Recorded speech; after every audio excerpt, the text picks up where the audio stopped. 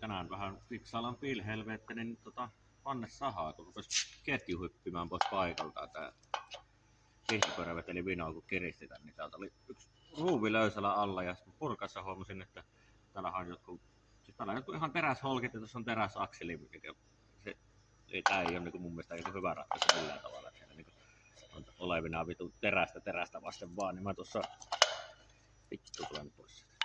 Kyllä IKH:lla pyörähtää ja sieltähän löytyy tämmöiset laakerit tänne. Pitäisi periaatteessa käydä ihan suoraan, kun painaa nuo teräsholkit tuolta pois, niin olisi huomattavasti jouhempi pyörimäänkin sitten ehkä. Katsotaan mitä tästä tulee. Joo, ei se reikä ihan natsanut. Pitää vähän sarvissa pyöräyttää sisäreikää isommin, eiköhän ne sinne rupea käymään.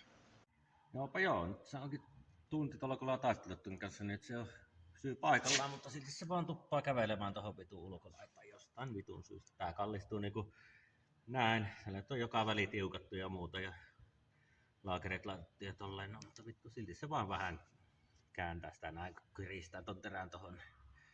En vittu tiedä, mutta nyt se pysyy siellä paikallaan, niin saa luvan kelevata.